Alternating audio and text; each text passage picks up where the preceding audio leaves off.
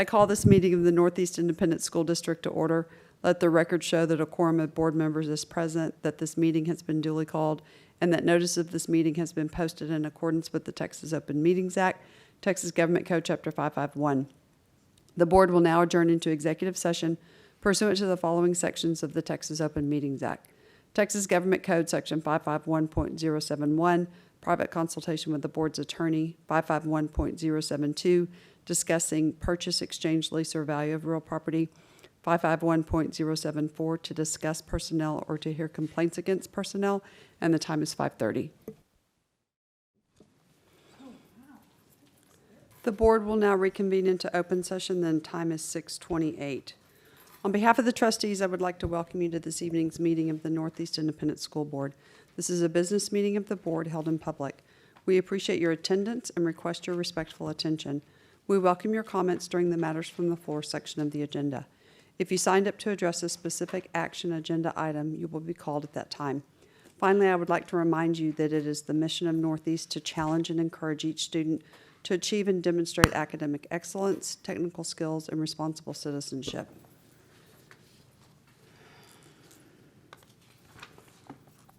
Item 5, invocation and pledge of allegiance. Ms. Huey. Thank you, Madam President. It is a great honor tonight for me to bring a message to you from some of the moms in our district. Lord, we thank you for this district and for the families it serves. We are grateful for our teachers, principals, campus staff, and administrators for their steadfast commitment to our students. We recognize the many selfless acts and long hours that often go unnoticed. We pray that they are filled with joy as they engage with students virtually and eventually in person again. We pray that they are able to do the job they love safely and without fear or worry. As we move forward to make plans amidst unprecedented uncertainty, please guide us with your wisdom and discernments. We pray that you will fill any ISD families with patience and a spirit of compromise as we find innovative solutions that will serve our entire community well. Even though the world is changing constantly around us, we are thankful that your love for us never changes. In your name we pray. Amen. Amen. Please rise. I pledge allegiance to the flag of the United States of America, and to the republic for which it stands, one nation, under God, indivisible, with liberty and justice for all. Honor the Texas flag. I pledge allegiance to thee, Texas, one state, under God, one and indivisible. Thank you, Mrs. Huey. Item 6, matters from executive session. A, personnel including but not limited to administrative appointments pursuant to Government Code Section 551.074. Do I have a motion to approve as discussed in executive session? So moved. Thank you, Mr. Hasso. Do I have a second? Second. Thank you, Mrs. Williams. All those in favor say aye. Aye. Opposed, the motion carries. Item 2, the principal of Lopez Middle School. Do I have a motion to approve as discussed in executive session? So moved. Thank you, Mr. Leos. Do I have a second? Second. Thank you, Mr. Hasso. All those in favor say aye. Aye. Opposed, the motion carries. Item 3, introductions. Dr. Micah. Yes, it's my pleasure this evening to introduce the new principal for Lopez Middle School, and that will be Alejandro Escamilla. So Alex is coming from Reagan High School as the assistant principal there. So congratulations, Alex. Yes, congratulations, Alex. I know him from Tejada. Item B, possible action on the purchase, exchange, lease, or value of real property pursuant to Government Code Section 551.072. No action. C, possible action regarding consultation with board's attorney pursuant to Government Code Section 551.071. 1, pending and or possible litigation. No action. Item 7, presentations. A, adult wellness website. Dr. Micah. Thank you, Madam President. So the board, as you all know, one of the 3 priorities that I had stepping into this position was the mental health of our staff and our students. And so with that in mind, that was a huge focus last year for us.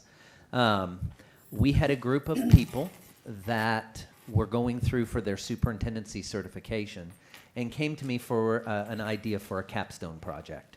And so as we visited, I had charged them with creating a web page that really housed all of the resources for our staff. Now, they went a step further and really did so much more with it.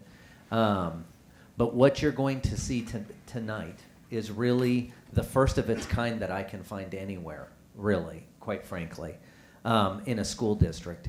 In fact, Mr. Jimenez, myself, Dr. Newman, and Mr. Jarrett presented last Thursday to Region 20 over opening Castle Hills, and we also included this web page. And there's been a great deal of interest because while there are some of these resources available only to our employees, they've created it also to address help with parents and people outside of the profession. So with that, I'm going to turn it over to Mr. Jimenez to go because we're excited for you all to see this. Thank you, Dr. Micah. Yeah, we're very excited to share this with you.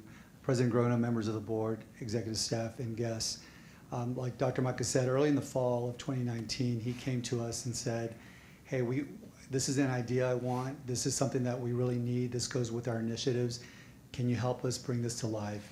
And so I was one of those students, along with Tyler Shoesmith, Senior Director for Student Leadership and Wellbeing, Glenn Ford, who's a principal at El Dorado, Colleen Borman, who's a former Executive Director here with Northeast ISD, and Reve Schaefer, who was a former Region 20 coordinator and is now a principal at Cass High School in Southwest ISD. And so our group, we reviewed the literature. We wanted to see what was out there, and we found lots of data that most educators already know. And that is that we do have lots of educators who display certain symptoms, such as anxiety, depression, low self-esteem, sleep problems, and even some addictive behaviors. And many of these are due to the adverse childhood experiences that their own students in their classroom encounter. And so they take on some of this trauma that the kiddos do. And so these symptoms can manifest themselves as compassion fatigue, emotional exhaustion, vicarious trauma, and then finally burnout. And so living through a pandemic has only increased the stress and anxiety for the educators and the community at large. So this is something, again, that Dr. Micah was looking at well before, but it's just perfect timing for what's going on right now. And so Dr. Micah mentioned that resource that we needed, and that's a website. And so we had a lot of help from lots of different departments and outside organizations to really create this website. And we wanted this to be available not only to our employees, but as Dr. Micah said, also to our community and parents. And so we wanted to ensure that it was going to be mobile friendly, so it truly is at their fingertips. And we wanted those resources to span the need of the person going to it, whether they were in crisis and they needed something right there and then, or if it was something that they were maybe looking at more proactively and they had time to look through it. We wanted this to be a one-stop shop. So Mr. Shoesmith is up here. He's going to continue the presentation and highlight a few items that are in the website. So thank you, Mr. Shoesmith. Thank you, Mr. Jimenez. So what you have in front of you now is the adult wellness webpage. This lives in a different spot off our main webpage because we wanted to highlight one of the things that Dr. Micah asked was to be able to have a search engine that would only search this website, to be able to pull up articles that were related directly to what somebody was interested in looking for, whether it's a proactive nature or if it's in response to something or they just wanted to learn more about mental health. And so, for example, the search engine here, you see it's prominently put right here at the top, and I will select, let's say, anxiety. I can just make sure I can spell it correctly. See it? I can't see it from over Spell here. check. So, okay, let's see here. Oh, there we go.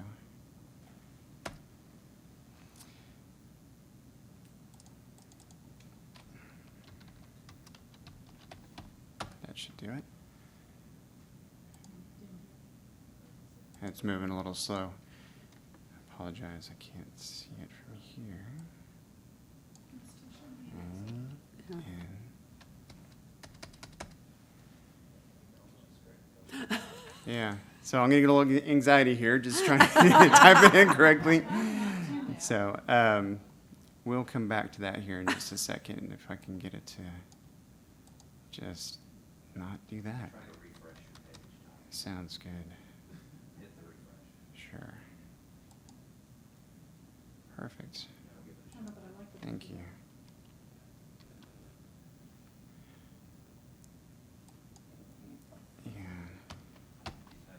Yeah, I'm typing, it's just not receiving. So, it's predictive, so it'll pick up whatever words you wanted to type in there, and it'll take you directly to the topics, and I'll show you where those topics lie here in just a moment. But one of the things that the search engine is going to allow for us to be able to have is a housing for all these different topics. They're grouped by major categories, and I'll take you to these curated articles here in just a moment. Cheryl Sapir with Pace Consulting was able to create that for us, and she went through all of her peer-reviewed articles and was able to curate them all for us, and so that we were able to put them onto the website as well for families to be able to have one-stop shop. And we didn't want them to have to go through different websites to try to vet information that was just out there. We wanted to be sure that all the information that we had here was legitimate, it's been sourced, and also has been vetted through our lens as well. So this is the main page, and so here's an opportunity for you to go into some of the articles. We have the main topics up here, which are the helpful articles, talking about mental health. We have community resources, employee resources, which are specifically for employees. It takes you directly to the employee webpage after you have some options here. So we have adult community ed, family engagement, programs and services. This will take you directly to the Northeast page. You'll have to log in, and that way it makes it only for Northeast employees. We have opportunities to learn more about your wellness funds on your campus, the fitness centers, and we have pieces here for HR with regards to leave of absence. And that is something that's front of mind for a lot of employees at the moment. Do I come to the office? Do I go stay at home? What are my options? So we wanted to be able to be sure that employees weren't bouncing from all different types of web pages in order to be able to find the information they needed to have immediately. Another big piece here, if you'll notice up on the top right, there's the Get Help button. So that is for a person who comes to the website, and maybe through some of their readings, they've come to realize they are in crisis. And that takes you directly to the suicide prevention webpage. So what I'll do here is I'll select that one. And this hotline is manned 24/7. So it gives them the opportunity to be able to speak to somebody right away should they need something, or if they want to go directly into more topics related to suicide prevention.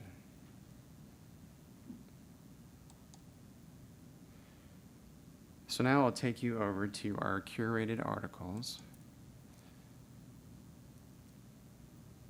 And I do have to say the design, Maisha Branham has been incredible with, she taught us about color theory, which I didn't even know there were theories about color, but it's great because it's gives you a good flow, but it also connects the different web pieces together. So I learned a lot about how traffic is driven to websites through social media, then also with the color and how it grabs you and brings attention to certain areas. She also creatively came up with some of the statements here on the web page. So here are our topics to start off with. So that's the anxiety one that I was going for. So we'll select that. And so on the right-hand side, we have recent posts. And these are links to articles regarding anxiety. And so these are all relatively new. They're not, antiquated, articles. And this website will live in my department where we have the 8 SEL behavior coaches that are also major social media pushers, and they're definitely going to be a piece of making sure that our Twitter account is always linking to the new articles that we put up and all the new information. Every time we update the website, we have opportunities to showcase that. So that'll come out through the social media aspect. And then what happens is social media then drives the traffic back to the web page for the people to be able to look at the resources and see what's been updated. And so then here we have we can go back to older entries and articles that have already been posted and been rolled out to the district. And so we'll come back to, here are our own crafted community resources. Now this one lives in learning support services. Now, Learning Support Services also links it to the Family Support Services website, which we curated as well, and we have those updated pretty frequently. We also make hard copy handouts for these as well to be able to have for families that have immediate needs, but those come from the campus themselves. So we have things that we've vetted. You know, there are a lot of organizations out there that say they do things, but we want the people who are actually doing the actual work, the feet on the ground. So these are all ones that a family could call and receive immediate support and service. And then the last piece here, I'll show you the San Antonio Resource Directory. Now, this is something you can access, anybody in the city can access, but it's called SACRID, the San Antonio Community Resource Directory. The cool thing about this, and hopefully it'll let me type, let's say I need food. It won't let me type. Okay, we'll select food here. So let's say here, emergency food. And you type in your zip code, and it gives you all the pantries within that area under that zip code. So it's immediate access. So not just within Northeast, you also have citywide. So say you're a homeless family, you're displaced, and you're living on the other side of town, you still will be able to find information right away. But it's all housed within one spot within the Northeast webpage, or the wellness page.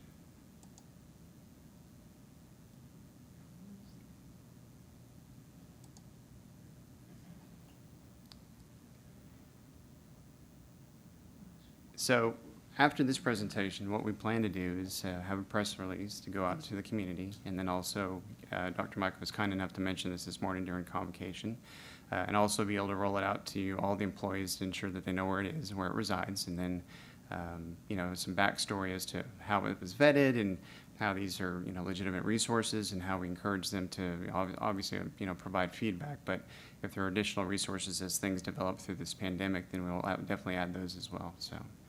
And at this time, I'll take any questions. So the press release, will we push that out to parents and as well, or? Yes, ma'am. Okay. Initially, it's going to go to the news stations through communications. Aubrey and her fine people are putting it together at the moment. So as soon as that's been drafted, and it'll go out, and then we'll then continuously push it out through our webpage and then our social media. Social media. Absolutely. Do you have anything to add, Ms. Chancellor? It actually went out a couple of hours ago so that they could tune into the presentation and get a little more information. Oh, excellent. Good. For them. Okay. And then we can also put it on our social media and let parents know. This is fantastic. I It's mean, amazing. y'all have done a In fact, aren't there some stuff on there about talking to your child about distance learning and remote learning? Rudy, there was somewhere in there, right? Yes, sir. Some of the articles that are on there are obviously very timely, and that's another one that's very timely. But if the anxiety is about how do you deal with distance learning, Tyler, I think it's one of the main ones that you can scroll through up on the top, Tyler. Okay. When you're Talking about, okay.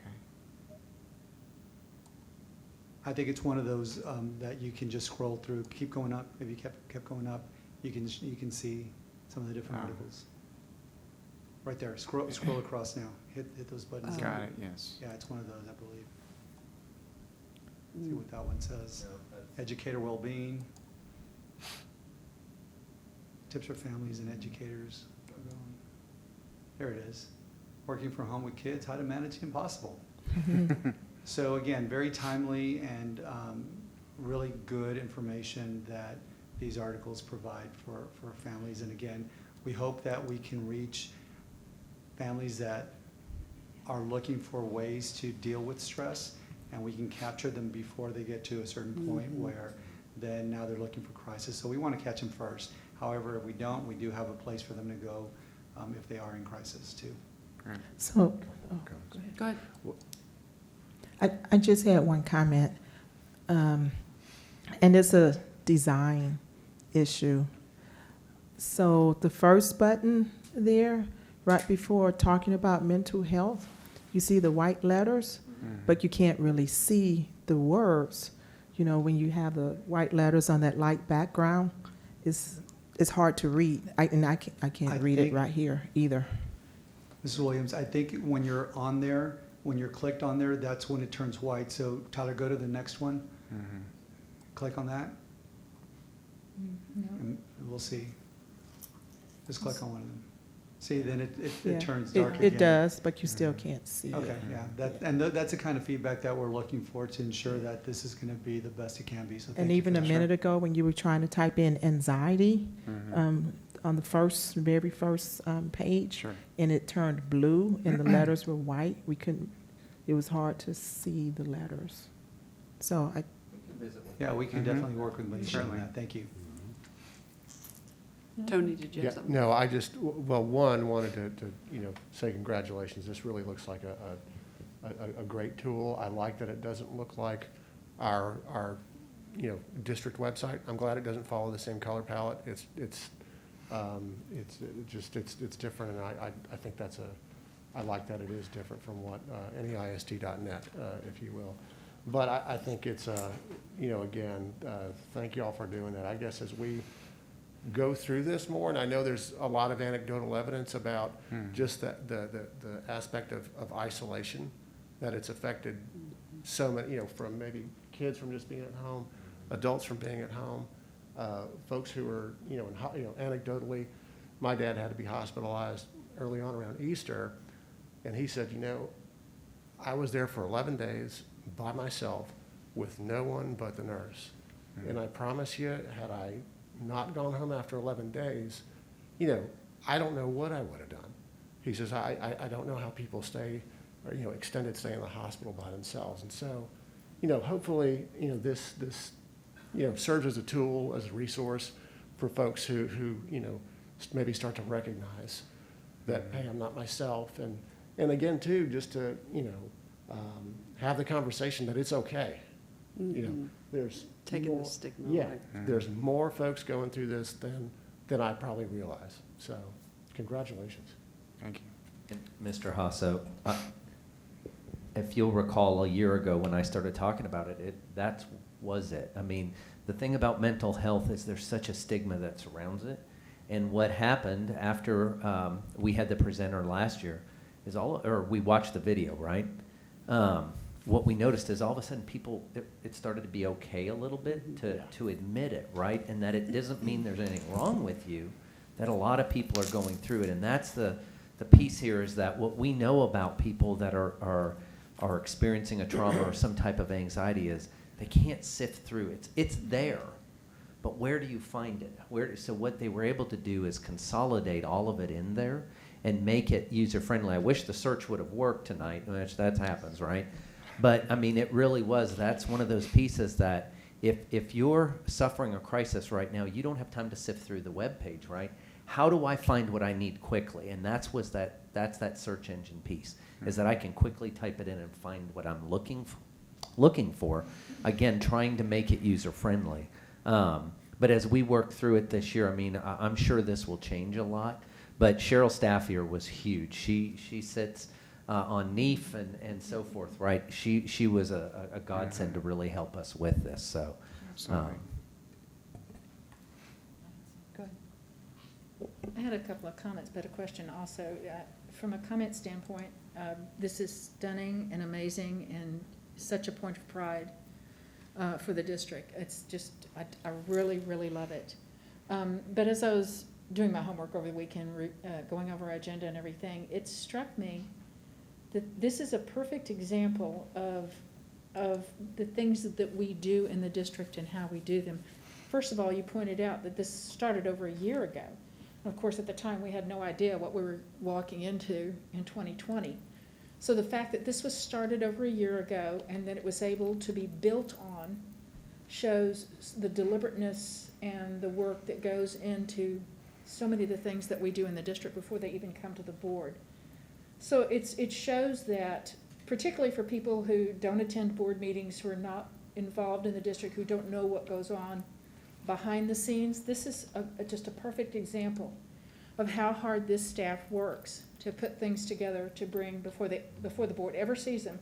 So things that are brought to us, we know are researched and have been developed and are in such a good place. So it's a very huge point of pride that y'all put so much of yourselves into these things for the betterment of our employees and really in this for the whole community. Which brings up my question, I love this resource directory that we link to. can we get some of the resources that are listed here to link back to us? Can we ask them to put our link on their sites so that maybe somebody that's scrolling around one of their sites will go, oh, well, I live in Northeast, let me go to that site also. I mean, I don't even know if it's possible, it's just a thought. Because it seems to me, I mean, I love that we're pushing it out to media, but the more this word gets out, that's a win situation all around. Mhm. I'm not sure I Miss- understand the point of it linking to us, though. Well, maybe they're not aware of our site, but they're gonna go to one of these other sites for something. Right? And if they see our site, just like our site brought them to here, if they could come back to us for additional help. Or Mm. maybe on a subject that they didn't go to the original site for, or whatever. Mrs. Huey, that's something that we can definitely look at, and I think, one of the best forms of flattery is people wanting to go to our site and prominently display it maybe in their site or whatever it may be. So we definitely can work with some of our partners to see if that's possible. As you pulled up some of these other sites, I was familiar with a few of them, but definitely not all of them. Mhm. But I'm now very familiar with our adultwellness.neisd.net, so Excellent. it's just so great. Huge point of pride for this district. Once again, the leaders, so thank you. Mhm. Yes, Omar? I think this is great. I just wanted to reiterate what my colleagues have said. Sometimes when you're faced with a crisis or a need, that it becomes overwhelming and you don't know where to start. And we've all been there before. And I think this is just a great way for anybody to come to this and start here, because you can easily find anything that you needed if you're in a crisis or if you want to help somebody. Because there's oftentimes, whereas teachers, you get students that come in and there's a plea for help, and now you have a resource also that you can assist in any way that you can. So I think this is great, and it's something that I think that is, I hope other people look at this as a model, because it's a really great one. And you guys done really well with this, and I'm proud that this is part of our district now, so thanks. Thank you. Anybody else? Okay, great presentation. All right, Thank thank you you. both. And thanks for all the work that y'all put into this. I mean, I know it was a lot.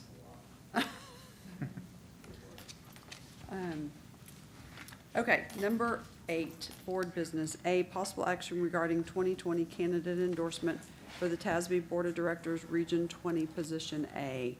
So, there are 4 people who are vying for this position A.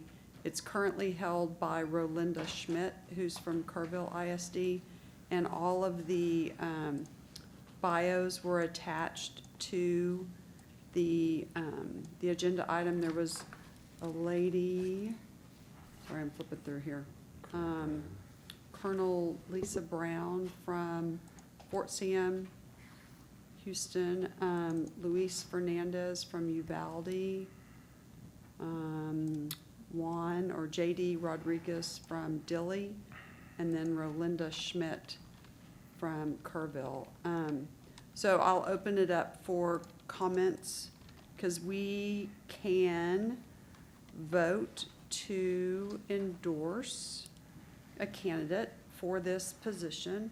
I think they're going around trying to get at least 25%, because then they'll automatically be on the ballot, I think, at the delegate assembly. The one thing that well, I'll let y'all talk first. Go ahead. Does anybody have anything to say? Because, sometimes I like to be in charge. I gotta laugh.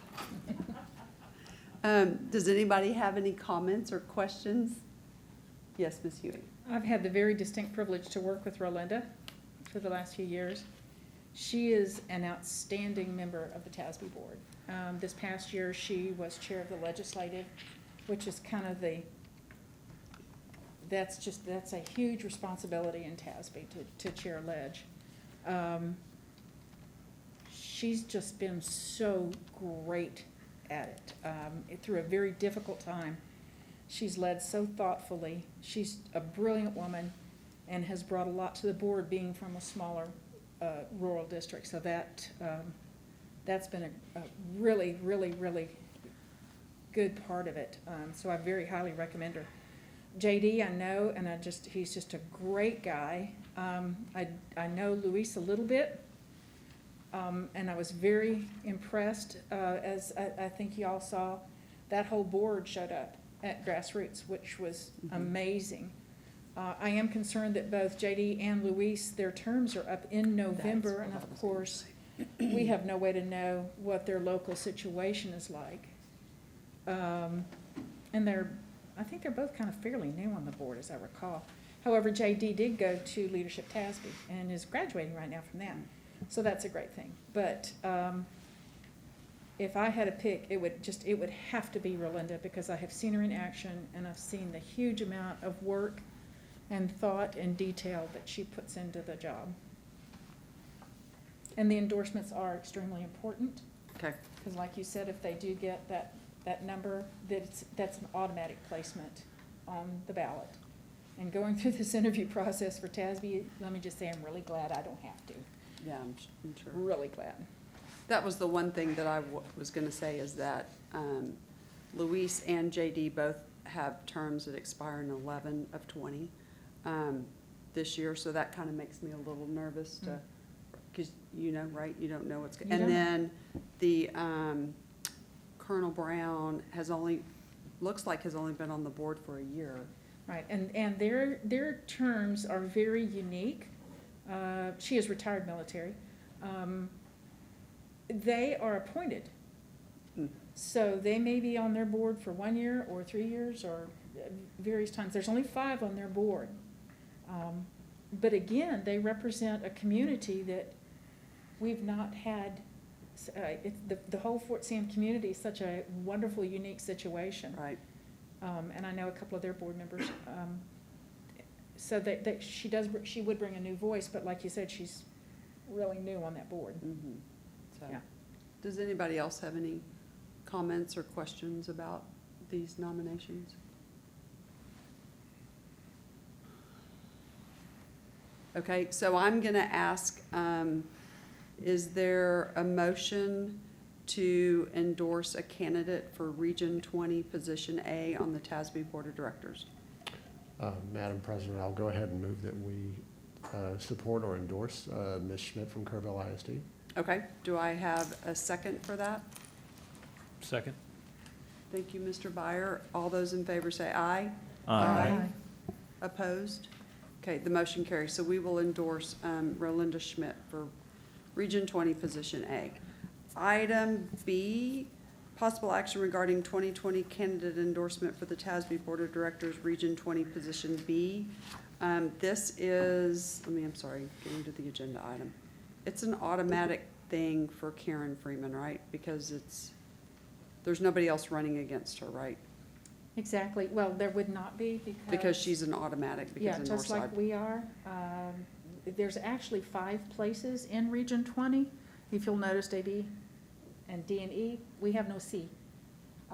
C used to be San Antonio ISD, but as their enrollment dropped, they lost their automatic place on the TASB board. So C is just left open, and so there are currently 4 spots on the TASB board for Region 20. Karen, as a member of a large district, or whoever they nominate from their board is an automatic, just as one of us would be for the TASB board, because we constitute an automatic endorsement, and we don't have to go through interviews, although we do have to submit all the paperwork and participate in the process. We do not have to sit for the interviews and run against someone. But we still have to, No, we do not. They are not part of the endorsement process. so do we need to No. take action on Mhm. this item? No, we do not. Okay, so then I'm gonna say no action on B. In fact, I think there's some hang on just a second, per the TASB bylaws, I was going to say, This district is designated as a large district. For director nominations, large districts are treated as association regions and therefore do not participate in the endorsement project. Okay, The local board nomination constitutes a majority. So okay, all right, moving on. Karen's easy. You know me. And she's a Let's move tremendous, on. tremendous TASB director. One of the Okay. best. Item 9, new business for possible board action, A, resolutions. 1, possible action regarding emergency declaration and actions related to COVID-19 resolution. Dr. Micah. Thank you, Madam President. This is just an updated resolution. So if you'll recall, back in March when COVID hit, we came to you very early on with a resolution to start to handle some things. One of them, the big points at that point was to continue to pay employees, correct?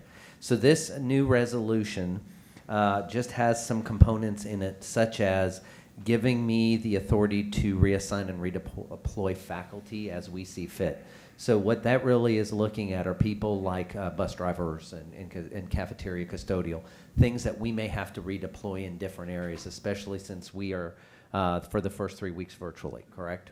So we want to keep them working and keep them busy. There's a piece in here about a procurement waiver. The instructional days, should I have to file a waiver for a missed instructional day, even though I doubt that's going to happen, simply because TEA said they're not going to grant them based on COVID. But I think if anything we've learned through this entire thing is wait a minute and it'll probably change. So it's just a way to get prepared for it. It gives me the authority to do some attestations without coming to you each and every time for those components. The school calendar, there's a piece in there that's listed, and that's really about should we have to close a school. And let me define that. We have to close a school, and I mean we close it and we do not offer virtual instruction. That's the closure, all right? Then I could have the authority to have that as a makeup day somewhere down the line and readjust their calendar. But if we were to close a school, but continue to do virtual instruction, that is not a closure, and therefore we would not need to adjust the calendar. So I want, because there's a lot of misinformation out there about what that looks like, it would only be if we could not provide virtual instruction. And that's, again, we're just trying to be very proactive and thinking forward in case something were to happen that was not allowed to do. There's a piece in here about the student code of conduct that you're allowing us to enforce the code of conduct where it fits as far as even in a virtual environment as well. Because remember, we will have students participating in it, and we still need to make sure that they're following the rules in a virtual format. So it's just pieces like that. So I'm just asking you to approve that declaration as I've done through this entire piece. We've kept you guys updated and very transparent with you about what we're doing. As if any of these things come in, like a procurement of something, that's a large expenditure, I'm going to let you know and make sure that you're aware of it on what we're doing and the why behind why we're doing it, all right? But this is just to really let us be very nimble as we move into this new year and make sure that if something were to happen, that we have some flexibility there to adapt and adjust very quickly, as we did all spring. All right? Okay. Ms. Huey? Is this tied to the state's declaration of emergency status, or is this? I mean, I know the other districts. We're not the first to do. We're following a procedure that's been put in place by almost every district in the state. And I know a lot are renewing right now. I actually shared this declaration with all of Region 20 Okay. to help. Help them get theirs done. Correct. Right, yeah. Again, I know we lead, true north. But I know with the governor declaring different, I didn't know if that would impact our resolution or not at all, if that should change in the future. Okay. I mean, at this point, Ms. Huey, I don't think so. This is really all focused on the COVID-19 response. Okay. So until COVID-19 is gone, this is going to apply. This really isn't tied to his declaration so much as just saying that we're doing this because we do have an emergency in this state of COVID-19 in the world, really. and that we're just asking you all for certain authority during this time, whereas in a normal year, we would come to you with certain things and we would not bypass some of those pieces, right? But we don't know, you know, as we move in, we may have to purchase, I don't know, some cameras maybe, and because we found a great sale on them, and we have to act now because understand that procuring things right now can be difficult depending on what it is, because the world is demanding certain things, like computers, like Clorox hotspots, wipes. Clorox wipes. I mean, truly. And so what this is allowing us is if we find a vendor that can supply a need right away, that we can acquire it without having to wait for a board meeting. Because I will tell you, some of the vendors are like, no, until you get it through, then we're not going to do it. And in some cases, they have limited us to how many of something we can purchase. And so we're just needing to make certain that we can be as nimble as possible to respond as we move in, because who knows, go to Costco right now. I mean, at any given moment, right, there may be no toilet paper again. And so when it's there, you have to buy it. acquire it. And so that's part of it, is we have to jump on it when it's there.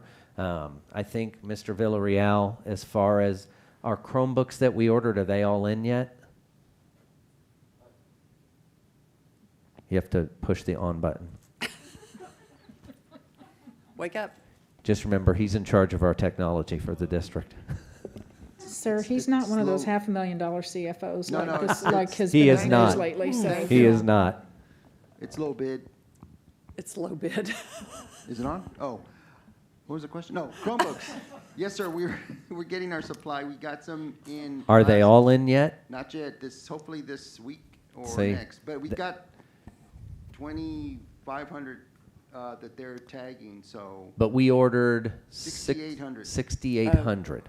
So this is just what I want y'all to, and we ordered these back. Some in March, Yeah. a lot in May. That's the lag time.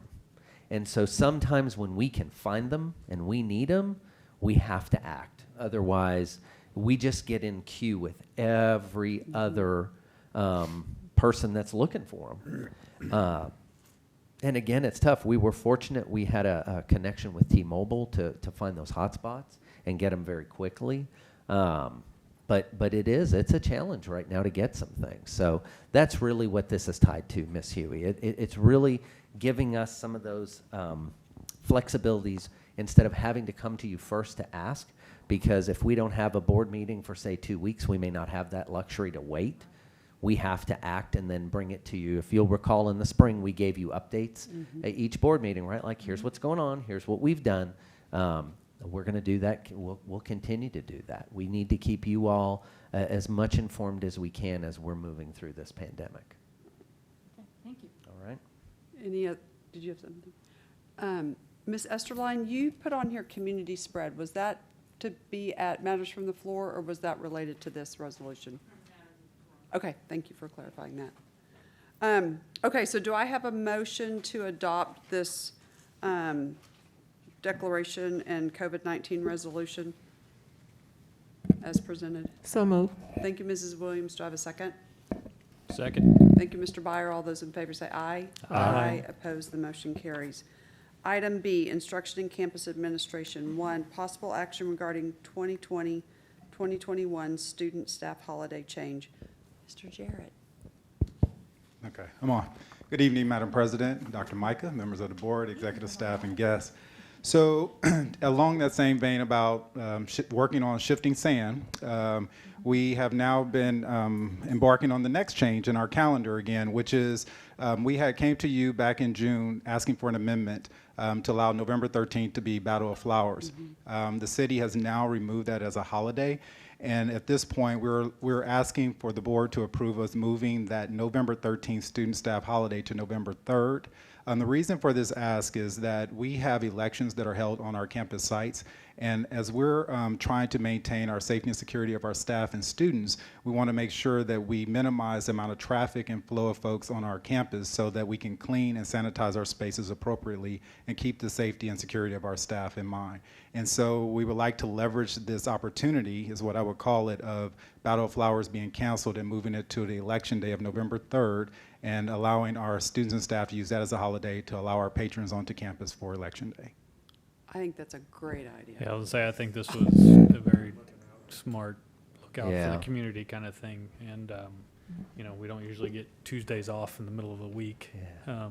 And so I know it's unusual for parents and teachers, everybody to recognize that, but I think it was a fantastic move to shift that holiday that way. Yeah, and you know, I think, and I don't know, if Deb were in here, she would know the exact number in the past, but Dan, our schools, how many of them approximately are used as polling sites? It's 46. Okay, so 46. Chief knew. Thank you, Chief. 46. Thank you, Dan. So when you think about that, and being a presidential election, I'm sure it will have a high turnout, right? What this will do is really keep the kids and our staff out of the building, allow that building to be used, but then it's going to allow Mr. Clary's team to come in with those electrostatic backpack sprayers and be able to really efficiently clean it so that the very next day it's ready to go and it's been deep cleaned. So it's, for us, in our opinion, it's a win-win all the way Yeah, around. that's a smart move. Yeah. I mean, a parade is way more exciting than an election, but we'll take the election, I guess. And as they say in Come on, it's pretty exciting for us. Come on, As they say Dave. in Illinois, I guess, vote early and vote often. So, Okay, do I have a motion to approve the 2020-2021 proposed student staff holiday change from November 13th, 2020 to November 3rd, 2020? So moved. Thank you, Mr. Leos. Do I have a second? Second. Thank you, Ms. Williams. All those in favor say aye. Aye. Opposed, the motion carries. Item 2, possible action regarding adoption of early literacy and math proficiency and of college career and military readiness goals. Mr. Jarrett. And thank you, Madam President. The next item that we have is something that actually came in the last legislative session, in which the state has not only came to the conclusion that the idea of we're wanting our folks to be college and career ready at 60% is really in the sense of putting goals in place to help us get there. And so Jennifer Gutierrez and Dr. Esmeralda Munoz will come up and have a presentation about our reading goals and our House Bill 3 college career military readiness goals. And as Ms. Gutierrez is coming up, I hope you recognize these from our discussion with Region 20 folks the last Yes. time. Yes. So here they are. As I explained to you, we had them ready. And so they're going to present to you those 3 goals. Remember, it can't be any more than 3. Don't want to. Good evening, Madam President, members of the board, Dr. Micah, executive staff, and guests. This evening, we bring to you House Bill 3, Early Childhood and CCMR goals, and I'm not seeing the presentation up there, but I will wait. There you go. Thank you. And CCMR stands for College Career Military Readiness. But before we dig deep into our plan and goals, we wanted to explain why the commissioner has asked through House Bill 3 for us to develop these goals and plans. In 2015, Texas launched the 60 by 30 plan, which had a clear vision that Texas would be amongst the highest achieving states in the country. And the 60 by 30 plan serves as a roadmap to ensure that Texas reaches a successful future through higher education.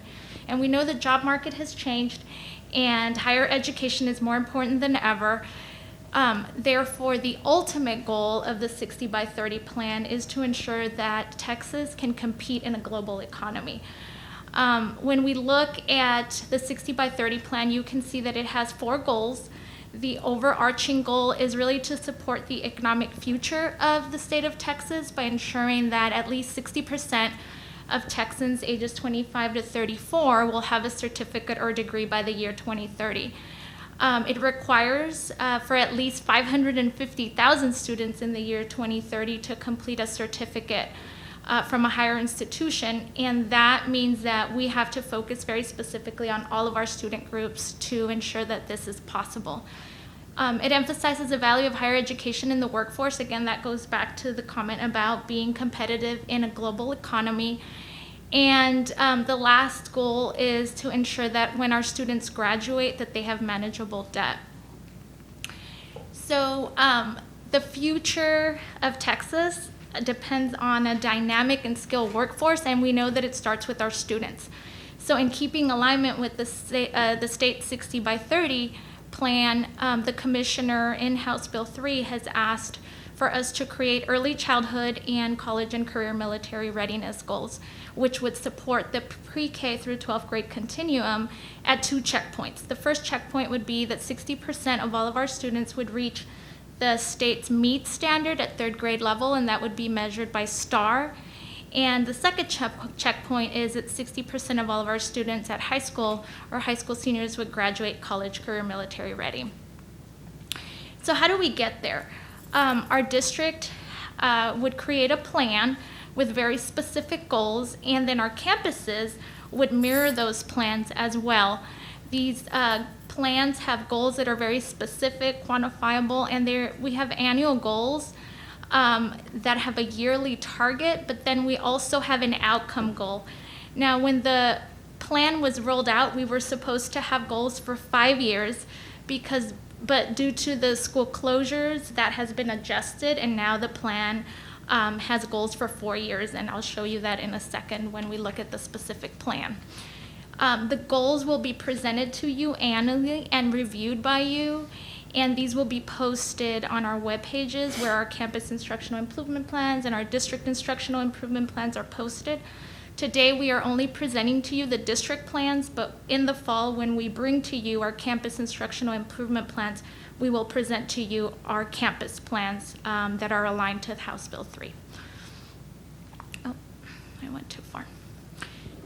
So each of our plans follows a SMART goal, and the SMART acronym stands for specific, measurable, attainable, results-oriented, and time-bound. And so each of those goals you will see has a baseline. That is our current state, where we are right now in each of the areas that we will discuss. We have a 2024 target, which is our 4-year outcome, where we want to be in 4 years. We have annual targets that will help us identify if we are on track to meeting that 4-year goal. We're going to be looking at student population data, so our specific student groups, and it also has a deadline and a month and year end for each of the goals. So at the early childhood level, we have established goals at 3rd grade reading and 3rd grade math. At the district level, as I mentioned earlier, the campuses will have similar plans. And we're also looking at specific student groups based on the Domain 3 Closing the Gaps accountability groups that we are evaluated on every year. Our plans are aligned to our district instructional improvement plan, so this is not something separate. This is aligned, the strategies are aligned to ensure that all of the objectives, goals, strategies in our district instructional improvement plan align with our House Bill 3 goals. So it's not something separate, but it is all aligned.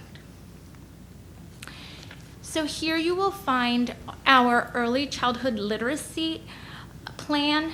At the very top, I want to draw your attention to the very top. This is our outcome goal. So this is our 4-year outcome. Again, written as a SMART goal. So the percent of our 3rd grade students that score meets grade level or above, and by above we mean either meets or masters, on STAR reading will increase from 50% to 62% by June 2024. So when we're looking at the SMART acronym, I'm going to make reference to that again. The specific is the 3rd grade student, so that's our specific population. The measurable part is the students will attain the meets grade level or above on STAR reading, so that's how we're going to measure this goal. Is it attainable? Based on our baseline, we feel that it is attainable to reach 62%, and we'll talk about the yearly targets in a second. The results-oriented is growing from the 50 to 62%, and then our time is by June 2024. Right below you will find our yearly targets, which again will help us identify if we are on track to meeting that 4-year goal. Our baseline is in gray, so you can see in 2018, 46% of our third grade students scored at the MEADS level or above on STAR reading. In 2019, we grew to 50%.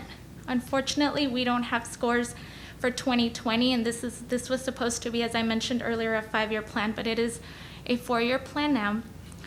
And so our goal is to grow 3 percentage years every year to 62% by June 2024.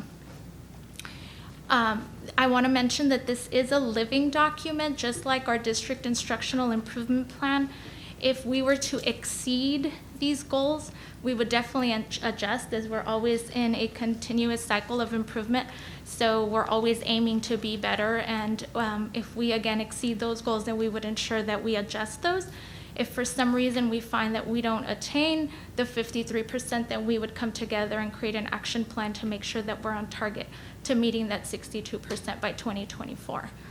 You will also see that we are looking at all of our student groups that are measured during our closing the gaps every year in our accountability system.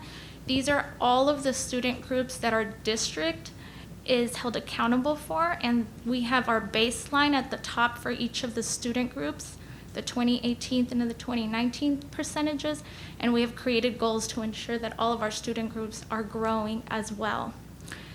You will also see our special programs. For example, special education former are students who are no longer in the special education program, but have been for the last 3 years. So they have exited from special ed, but they were in the special ed program for the last 3 years. Our continuously enrolled students are students who have been enrolled with us during the current year, and in 3rd grade would have to have been enrolled with us 2 previous years. And in 4th through 12th grade, continuously enrolled is defined by students who are currently enrolled with us, but have been enrolled with us for the 3 previous years. If they do not fall under that category, under continuously enrolled, based on the criteria that I mentioned, then they are non-continuously enrolled. I know that can be a little confusing. We have our economically disadvantaged students, and then we have our English learners that are currently in the program, and those that are being monitored, which means they have exited the program, but they are monitored for 4 years. I also want to mention that for literacy, House Bill 3 requires all of our kinder, 1st, 2nd, 3rd grade teachers, principals, instructional coaches, special education teachers to be trained on reading academies. And this supports the foundation that our students need in literacy, and it'll help us accomplish these goals as well. Now, we know that we can't leave all of the work to 3rd grade, and by the time our students get to 3rd grade, it's too late to evaluate if they're on track or not. So we have created 3 progress measures. The first starts at kindergarten, and this allows us to ensure that our students are ready. I don't know if I said kindergarten, I meant pre-K. The first starts at pre-K, and this allows us to ensure that our students are ready for kindergarten. So you can see our SMART goal for pre-K, the percent of pre-K students that score on track in phonological awareness on wave 3 of the circle literacy diagnostic will increase from 74 to 82% by June 2024. So our pre-K students take a circle assessment 3 times a year. Wave 1 is beginning of the year, wave 2 is middle of the year, and wave 3 is end of the year. This is an achievement test that shows if the child has mastered the skills that they will need to be prepared for kindergarten.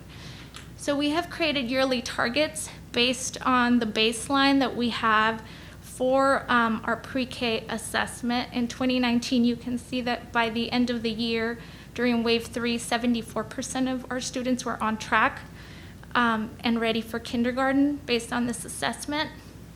In 2020, we were not able to administer wave 3 due to school closures, so this assessment was given in January, and our students were 69% on track.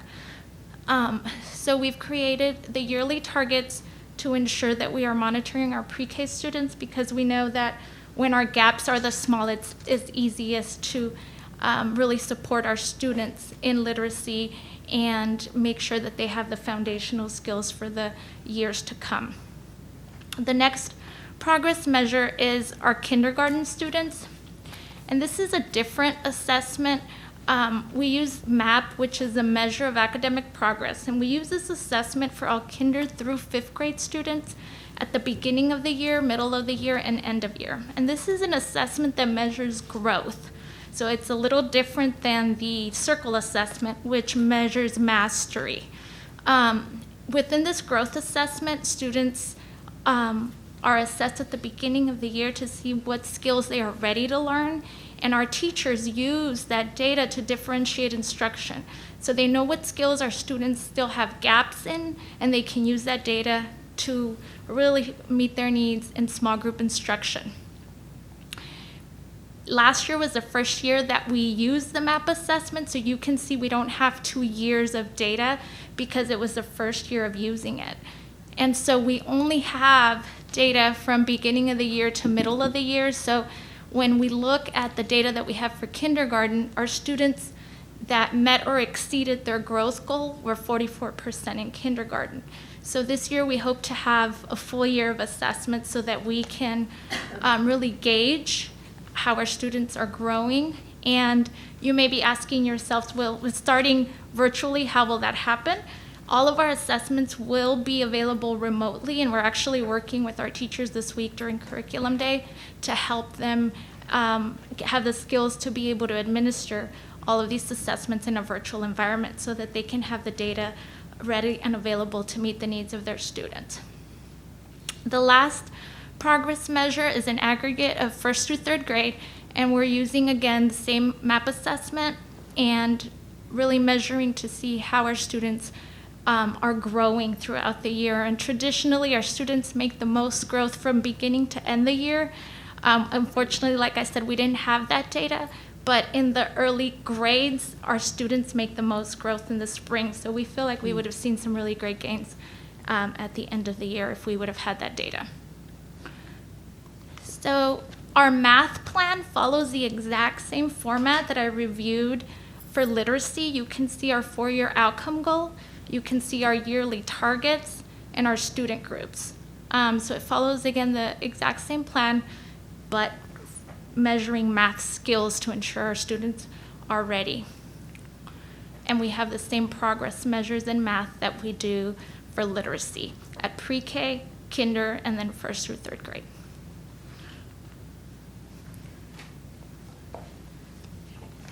Hello. Sorry, I just wanted you all to see my face because I'm the new Executive Director for Learning Support Services. I'm Dr. Esmeralda Munoz. It's a pleasure meeting all of you. Thank you. Sorry. Could you do that again? That was a really fun little sound. Yeah. Thank you.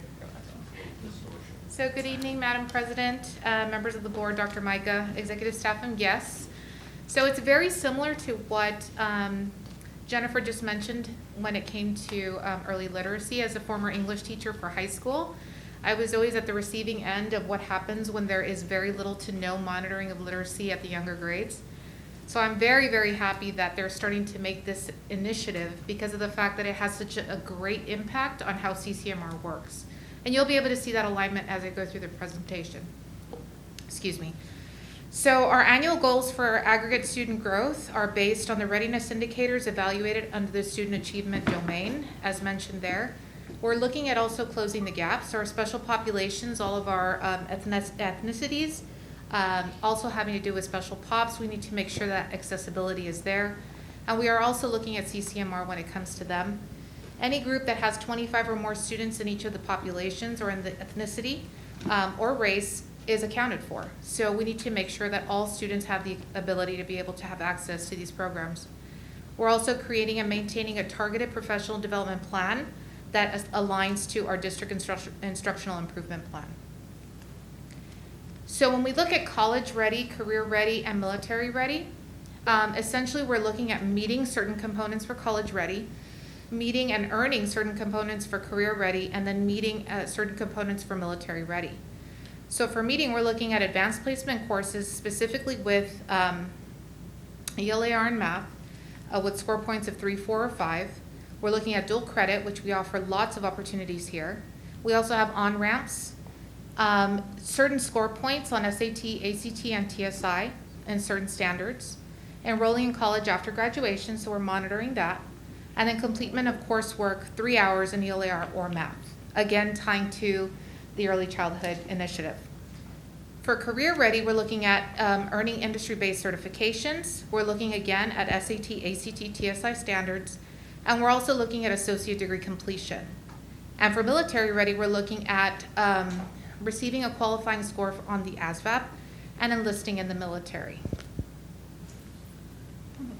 Yes. It seems to me when the bill was originally written, it was only college and career ready, and it was later that they added the military ready. I think the commissioner actually was the one that added it.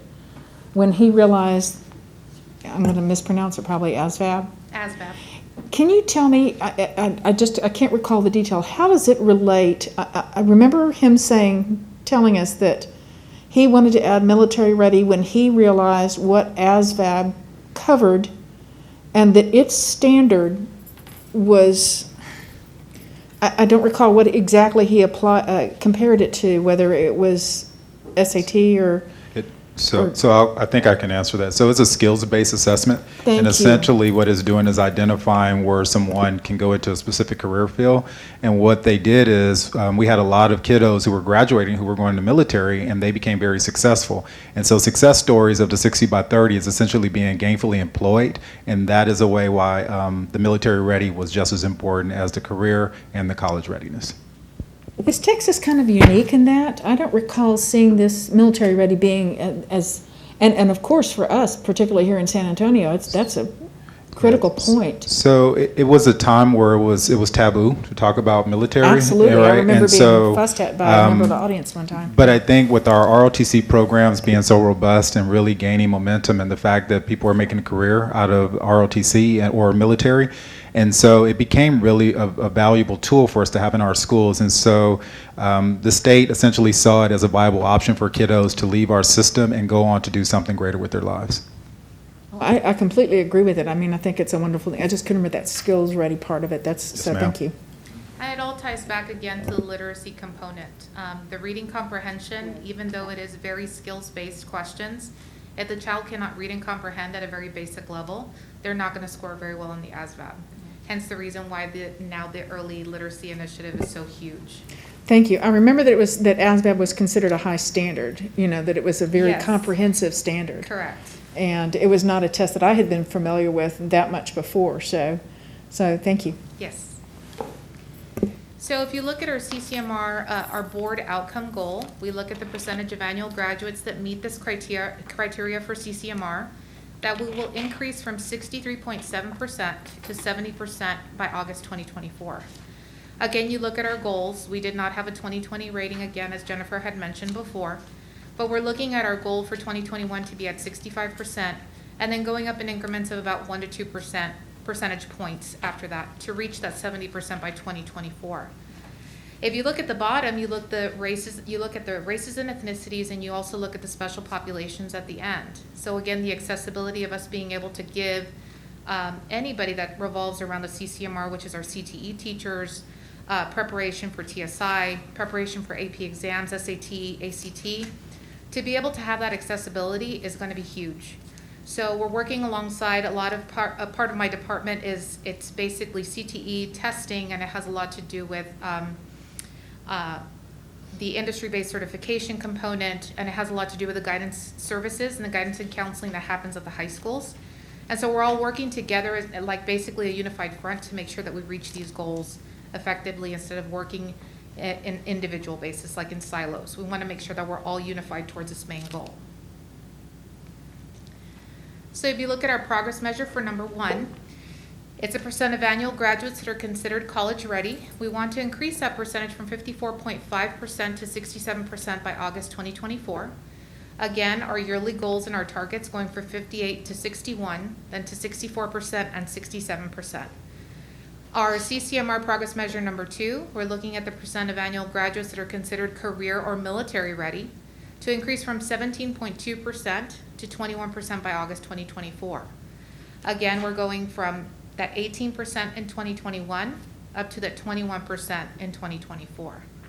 And our last progress measure is the percentage of annual graduates who have taken the TSI, and that we will increase from 43.5% to the 56% by August 2024.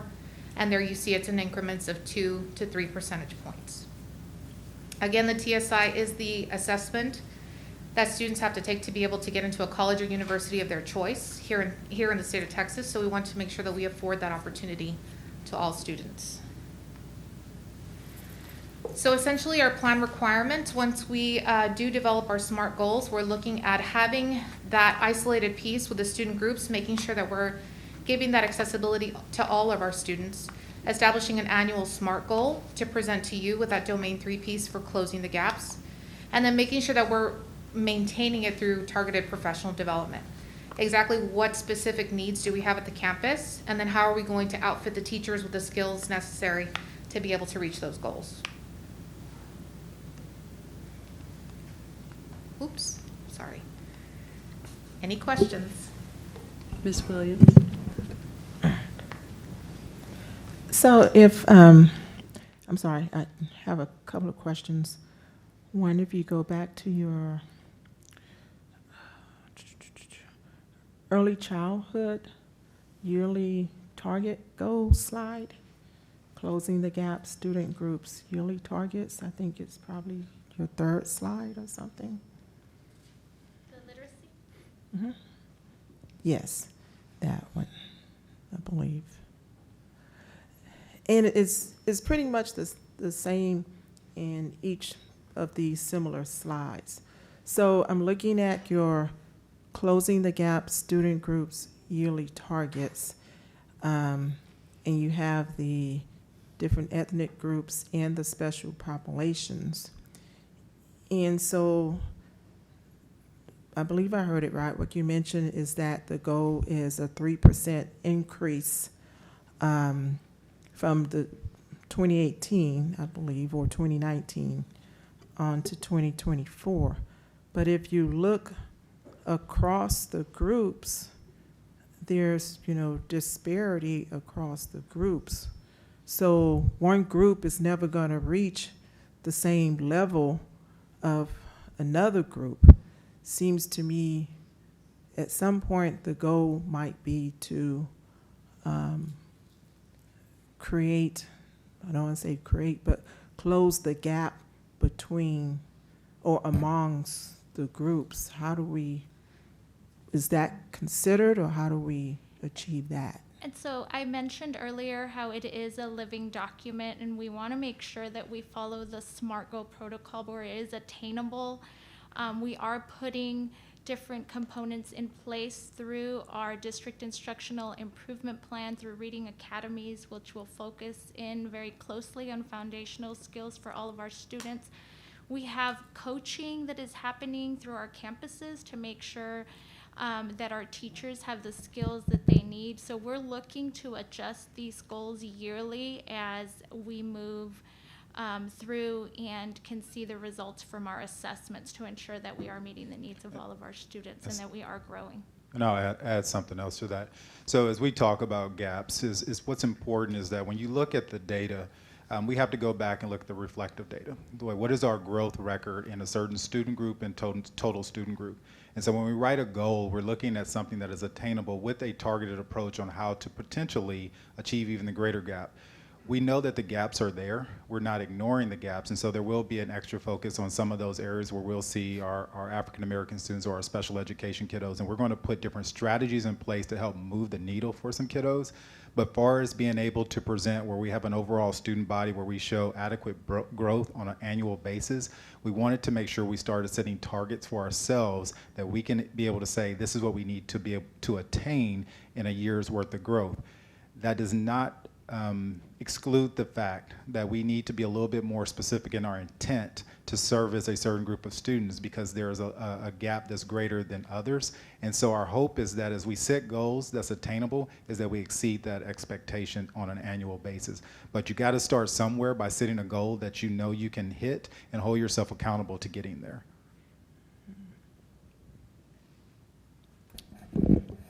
Okay, I'm just concerned because if a group starts out behind early, then when you get to your CCMR, they're still going to be behind. If you, And there and it is- might be that there's more aggressive ways to try to do that. But if, you know, again, if you, I understand the small increments and you have to do what's attainable. Mrs. Williams, if I could also interject back here. We had this actual discussion last week as we were going through this plan. And strategies will be noted in the district improvement plan. We realize there is a gap, and we do want to close that gap. So there will be strategies that you will see in the district improvement plan. Which would address where you're coming from in the sense of what is being done to get all the kids moving in the same space of, or being at the same level of 62% by 2024. And so the strategies that we put in place very well may look very different for a certain student group versus another because there needs more intensive and intentional intervention and support for those kiddos versus others. But the goal is that we want all of our kids to be reading on level by 2024. And Ms. Williams, I can talk about some specific strategies. We have a very big focus on foundational literacy starting at pre-K. We didn't have a phonics program at our schools, and that is something that we're implementing this school year to ensure that our students, especially at our Title I schools, are getting the very systematic reading skills that they need to be successful. Again, we have a huge focus on instructional coaching with our teachers, and reading academies, we believe, are going to help our teachers build the skills that they need to teach literacy at a mastery level. So we will be definitely monitoring very closely and creating action plans with our campuses to ensure that they are also making growth on their student groups and that they have high expectations for all of their students. Okay, well, that's great. I'll be looking forward to more information, but right now I'm just looking, the strategies are good, but right now I'm looking at the numbers. Absolutely, I understand. Mm-hmm. And Thank Ms. you. Williams, the other thing here, because I know what you're thinking, and those are the discussions we have. Our challenge is we still have to make sure that everybody makes progress, but in the meantime, we also have to try to catch some groups up because they're starting out behind, so they've got a lot more room to go, right? The other thing that's lost in these percentages is these groups are not all equal anyway. There are groups that are larger because there are more students enrolled than other groups. So all of those pieces, what you'll hear, or at least I hope you'll hear in my evaluation next week, is a discussion about how we've taken some systems that were what I would call loosely coupled and have created a more tightly coupled system that starts to account for some of these pieces in here. Because whichever, if you want to pick Hispanic compared to white or American Indian compared, those gaps have been in existence in education, unfortunately, for far too long. These guys know that they need to start addressing them. This goal doesn't really go into, it makes everything look equal for the sake of the goal. But what's lost in here is the work that's going to be being done on their part that's actually addressing this. So while it shows a 3% increment, the goal is not simply a 3%, it's a little bit higher. But in this form, and in this format, if you'll think back to when Region 20 talked about us, this fits into this form. Not necessarily that's what we're going to do. Does that make sense? We had to do it for compliance piece, but we know there are some gaps here that we have to make up. We've got to make more progress with some of our kiddos. We talk about this with our Title I campuses, is that while we talk about a year's worth of growth, at our title schools, that's simply not enough in some cases. There are students that need a year and a half worth of growth. And so we make a blanket statement, such as we want every child to make a year's worth of growth, but we also know there are certainly some kids that need more than that, or else we're never going to close the gap. Mr. Jarrett, Yeah, very well said. I think, it's just important that we're intentional for every child. And again, these are goals that we set But I think when we do our district improvement plan, then you see the strategies and the intent behind each and every one. That's how you start to close gaps. I mean, we can come in here and put goals up there that's very lofty and unattainable, and they sound great, and we can celebrate. But we need to be honest, we need to be transparent, and we need to be realistic to ourselves and you, and then we work hard to hit those and hopefully exceed. And so that's part of the reason why the goals set where they're at, but that is not the bar that we have or expectation we have for any child in this district. And the gaps are recognized? Oh, be it. The gaps are recognized. So just because everything here is equal does not mean that we are not concerned about the gaps, that we haven't talked about the gaps and haven't planned for the gaps. And you will see those in the district improvement plan, Mrs. Williams. Yeah, and Ms. Williams, I will tell you that one of the things that Ms. Gutierrez was really disappointed in is the fact that we didn't do STAR, because we really wanted that data in here because of some of the work that Jennifer and Susan did last year. With some things, we really wanted to see the yield from those results, and quite frankly, we were robbed of them because we really think that it would show a little bit different than what you're seeing today. And so that's why that not rated component, right, is in there. But again, I think when you take these goals, and you'll find when the campus improvement plans and the district improvement plan come in, and you take all three and you put them together, you're going to see how they differentiate out at that point.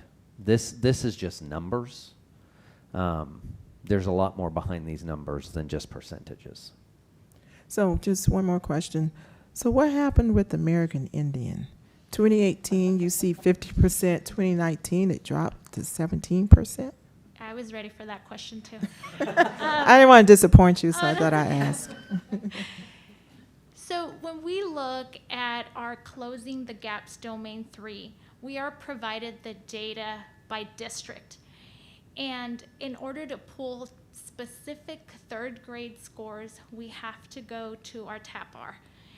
And when we look at our American Indian group, we had 8 students last year in that group in third grade.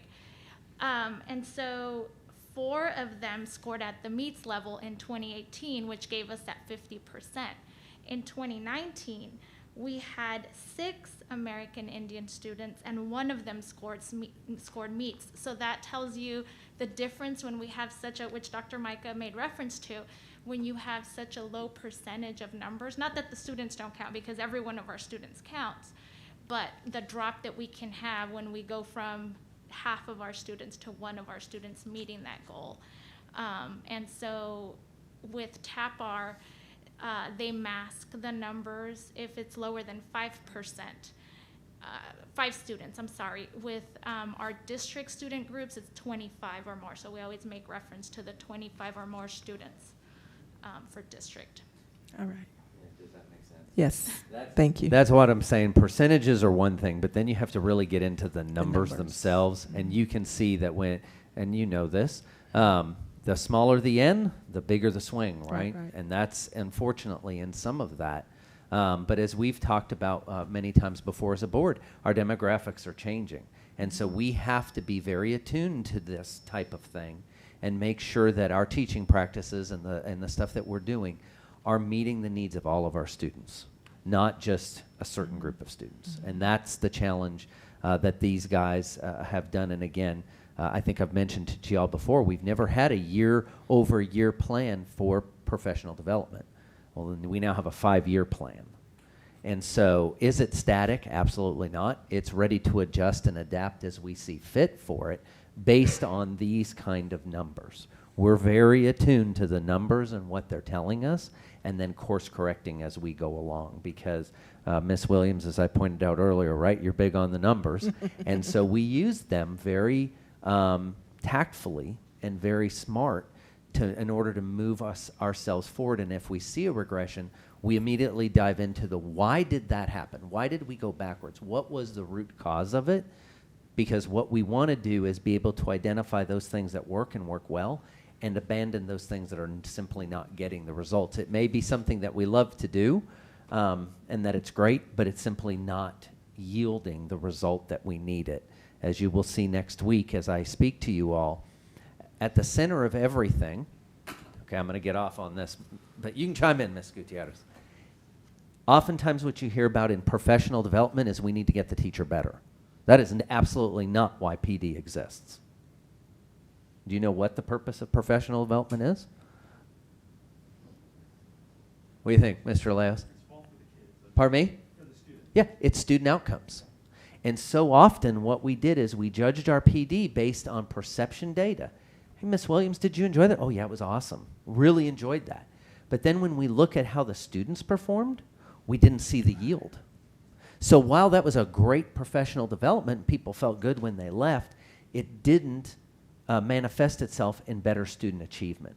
And so those are types of things that they're looking at and saying, if we're going to deliver X professional development, the outcome isn't a change in the teacher, the outcome is the change in the student behavior. That's a huge difference. So when you look at that, it all comes down. You're going to see a beautiful infographic about it, on how it flows through and how we're using that to drive where we go with our folks. And just to add to that, Dr. Micah, in the past, we provided professional development, but there was no follow-up. So then it was a one and done, where now with our professional learning plan, we have very specific follow through. Our district instructional specialists are on campuses and they're supporting the work. There is a second, a third, a fourth section of that professional learning, so almost again differentiated for those that are ready for the next level. So that is how we created our professional learning plan, to make sure that everyone is using the same strategies and we're following up. And So that professional development is tracked to see how it translates or transfers to the student and creates those student outcomes that makes a difference in that development. Yeah. Thanks You're going to see a lot of this on Wednesday. I can't wait. I'm so You excited. are. You're going to see just how strategic that group has become. It is very impressive on, in 2 years, how far they have shifted its thought and how aligned that it is and how focused the efforts are. And that, again, that's why I say, I mean, truly, so many people were rejoicing when they said no more star. Those two ladies were not. They were like, oh, you know, we really kind of wanted to see what would happen because we really feel good and we saw the indicators to show some good growth. And that didn't happen. That didn't happen. Thanks for indulging my questions. of course, any other questions? Any other questions? I have a couple, I guess. One, it's good to see the information that we saw a couple weeks ago at the board training actually translate into something that makes a little more sense, although it is a lot of numbers, which Ms. Williams probably likes. But the couple of questions I had, you mentioned the campus plans. Are they being developed, or is it just so much information that you wanted to give it to us in smaller chunks? Our campuses are still working through their Working on campus those. instructional improvement plans. We will bring those to you in the fall Okay. for approval, along with the House Bill 3 goals. So they'll both be aligned. Gotcha. And then for the CCMR, and I think, Mr. Jarrett, you mentioned it, does the military part also count towards the career, because it is potentially a career for some people, or is that, I mean, I know they're tracked separately, but is there some overlap between those two? Yes, that is correct. They all three can count towards the CCMR goals. Okay. And that was solely put in place to the fact that college, we used to be on the lens of college for everyone. College was the only vehicle. If you didn't go to college, then you were not a successful graduate. And so that was not necessarily accurate.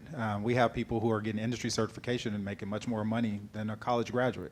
And so recognizing the industry needs and the fact that people are really leaving in the industry cert and being successful, why are we discrediting their success over that success? And so it was really creating an equality for all. Gotcha. So even though they're three separate categories, they're all sort of working together to. Yes, sir. If you look at if you look at also the military component, a lot of students who go to the military are afforded the opportunity for an education after that, either during or after. Right. And they're highlighting that particular incentive with giving us the opportunity to now showcase this is also another option for you. Because like Mr. Jarrett said, not every student is going to go to the university or college, but we have to afford them some sort of opportunity and say, these are your options. Take your pick. And whatever it is that you would like to do in the future, this will get you somewhere. It'll get you a certificate, it'll get you an education, you can become a nurse in the Army, Sure. all that great stuff. Good. Thank you, and thank Yes. you for joining us here. Mr. Byer, just, I mean, the way I think of CCMR is it's really what this district has committed itself to for years. You know, when you think about, not last year's graduation, but the year prior to that, when we say, for those of you joining the armed forces, could you please stand, right? And you see all of those students for years that didn't, in this accountability system, it didn't matter. But now it's recognizing that there are a lot of ways to be successful in life. And so then you look at CTE, right, and the welding and all of those pieces, and the new one that we're about to begin. That's all going to lend itself now to this. I actually, I mean, personally, I think CCMR is probably one of the better things that came out of the new accountability system, is that it recognizes that student success can look a lot of ways, not just going to college. Mr. Hassa? Yeah, so, and you all touched upon this, I think, a little bit in part of Terry's discussion. But, so as you're managing and measuring upon year, if you find that something is not working, or maybe that you're not hitting your goals, what does that look like when you maybe attempt to kind of intervene or remediate? Is it more time with the instructor through professional development? Is it just getting more support to children? Is it all of that? What does it look So like? it's really digging deep into the data and looking at the root cause and creating an action plan based on the information that we have. And so you're right, it could be having a conversation with the leadership team on that campus to create an action plan. Is it more support for the teachers? Do we need additional interventions for our students? Are they missing specific skills that we are not providing to them? How can we support our students and our teachers to get those pieces? Again, it goes back to professional learning. What kind of professional learning can we offer on that campus? If it's a campus-specific issue, or if it's a district-specific issue as a district, what can we implement to make sure that we're meeting those goals? And really, it is constantly looking at the data. As I mentioned before, at elementary, we do have assessments that we look at beginning, middle, and end of year. We have our district benchmarks, we have our diagnostics, we have formative assessments. So we have a lot of tools that we can look at to determine how we can support those campuses and best meet their needs through district support, or if we need to reach outside of, you know, with consultants or whatever we feel is needed based on the data.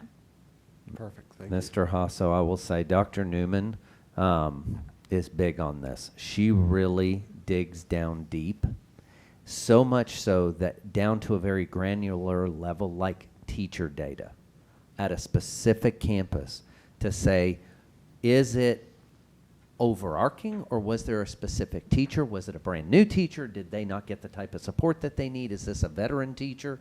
Oh my gosh, did we departmentalize, and maybe we shouldn't have been departmentalizing because this teacher didn't? So it's really looking deep, and she'll get down, because I worked with her for a while, she'll get down in there into the weeds, and you kind of lose her for a little while. And then she'll come up, and she's like, I think I see it now. But she's huge on pushing to all of her folks, even the executive directors for campus administration, that we have to know the campus's data better, or as well or better than the campus itself. And that's a huge shift. Is that way then simply sitting in a discussion with our campuses, it's not just talking about numbers, it's really digging into, so, okay, so what did you specifically do, and why did you choose that, and how do you know it's working, and how do you know it's not, and what are you going to abandon, or what are you going to tweak? It really becomes about the questions now. It's asking the right questions and going, see, now she's got to speak now too. I'm all fired up. I also like to look at the campus improvement plans, because when we say it is a working document, it truly is a working document. So we will take a look at the strategies that are listed in the plans and the formative assessments that they have given. And if they are not working, okay, so what are you going to change? And that's why it was so important. If you'll remember, we came to the board last year asking that we be allowed to tweak these without coming to you every time for approval. Because if it is not working, if there is a strategy that's not working, you need to go back to the drawing board. You need to examine the students, you need to examine the teacher data, and strategize. You brainstorm, you bring your teachers together and take a look at it. So that is your roadmap, in my opinion, and it needs to be a focus. I have just another, just spurred another question, so if I can. No. Is, if Madam President will allow me. But is there something like, and I hate to make it seem like we're just a cult here, but I mean, is there evidentiary data that you've found over time that would say, you know, when we hire maybe from out of district, whether experienced or not, is there maybe time that passes before, let's say, an educator learns the Northeast way, so to speak? Is there? Mr. House, so that depends on the campus. It varies from campus to campus. We've had teachers and other personnel come in from out of district. We think it's very important that the principal indoctrinate them, so to speak. Yeah, and I hate to make it Northeast seem like way. that, but you know what I mean. And the team that they go work with is also crucial. So do I see a definite trend? I haven't seen one. It's, you know, the principal needs to be interviewing well. They need to determine what type of person they need to fill this role. And so I don't want to say it's hit or miss because it is intentional. But we talk to the principals about when there's not a good fit, here's what you do. So there is intentional and deliberate work that takes place with that. Okay, Thank you. Are you finished? I am. I've missed you guys. I've missed being up here and joking with you. No, seriously, any more questions? I mean, Tony, did you have any other questions? No. Honestly, that was, yeah. Ms. Williams? Do we also test for dyslexia? Okay, yes, dyslexia. That word. We do. We actually use our MAP assessment that I spoke of earlier as a diagnostic and as a pre-screener. And based on the scores, then it determines if the child needs a full dyslexia screener. And we have our instructional interventionists at every campus who work with our students who need dyslexia services. Is that considered special education or no? That is not considered special education, no. Okay. Anybody else? Okay, great presentation. Thank you both. Do I have a motion to approve the HB3 NEISD goals for the 2020-2021 school year as presented? So moved. Thank you, Mr. Byer. Do I have a second? I'll second. Thank you, Mr. Hossel. All those in favor say aye. Aye. Opposed, the motion carries. Item 3, possible action regarding 2020-2021 Student Code of Conduct. Mr. Jimenez. Thank you, President Grona, members of the board, Dr. Micah, executive staff and guests. I'd like to invite Christy Wilbur, Executive Director for Student Support Services, up to the microphone to address this agenda item. Good evening. Thank you, Mr. Jimenez. Good evening, all. Every year, we have to come to the board before you for seeking approval for the upcoming Student Code of Conduct, which is why we're here today. You have received a copy of possible proposals, but before I go into those, I do want to address that we noticed after sending that information that there was one correction that is in 3 different locations for consistency. We wanted to be able to clarify from Crime Stoppers versus the Northeast tip line. So in working with Chief McCampbell, towards the end of the handbook in 3 different areas, the Northeast Police Department area, the student safety area, and in the last section, which is the weapons and explosive area, we removed Crime Stoppers from parentheses and we added it as anytime you want to call this phone number, which is Crime Stoppers, versus anywhere they had tip line, we referenced that as the Northeast tip line so that it was consistent throughout. In addition, what we also put in there is the hyperlink to the actual northeast tip line in each of the 3 sections at the very end to make sure that it was more convenient for anyone who wanted to report any suspicious activity or behavior. They had that ability to do so. So we felt that that makes it a little bit more consistent so people know there are 2 reporting mechanisms that they can report that type of activity from. And it just makes it a little bit clear. Thank you.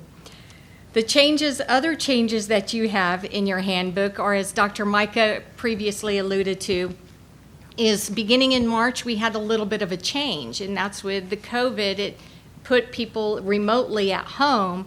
And so we had to start looking as we're approaching this 2021 school year, how are we going to look at discipline? And if we return back to the campus, how are we going to make it equitable when we return to the campus? How are we going to make that equitable for not only the student in person, but also for the remote learner? So as we began looking at that, in talking with principals, executive staff, Mr. Lopez, we try to say, keeping everything pretty much in line with what they already do, how can we look at the remote learner to be on that same line? So for example, some of the areas we looked at is, one of the principals' focus was how are we going to look at something like a detention or an in-school suspension, for example. And so we thought, well, what does in-school suspension look like on the campus? Well, we removed them from their classroom setting, their instructional setting, and we put them in another classroom and push the work in and have someone else facilitate that work. So we thought, how does that look with a remote learner? Same thing, we take the synchronous learning that they're in, and move it possibly to an asynchronous learning where they're still being afforded a consequence for their behavior, again, consistent and equitable to that on campus. We just have to think about what does that consequent look like.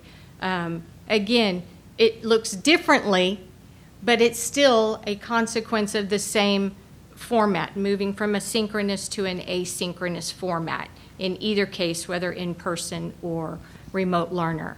So that was one of the first things we looked at doing. So throughout the language of the handbook, you will see we incorporated a lot of the information of if anything is disrupting that instructional piece via remote or virtual learning.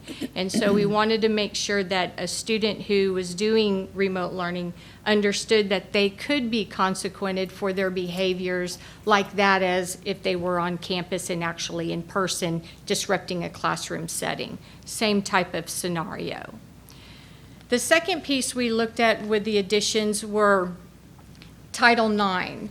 And this was a big component which the U.S. Department of Education, as it began, it started with the focus of being more of the higher education, the college university setting, because the thought was they felt with all the reporting maybe might have been mishandled a little differently or inappropriately at the higher level, and wanted to make it more transparent and more equitable for all the parties involved within any type of allegation. Well, through that, they pushed it all the way down from K through 12 and higher up. So they added new regulations that came over the summer that have specific mandates that are required to be put into the handbook.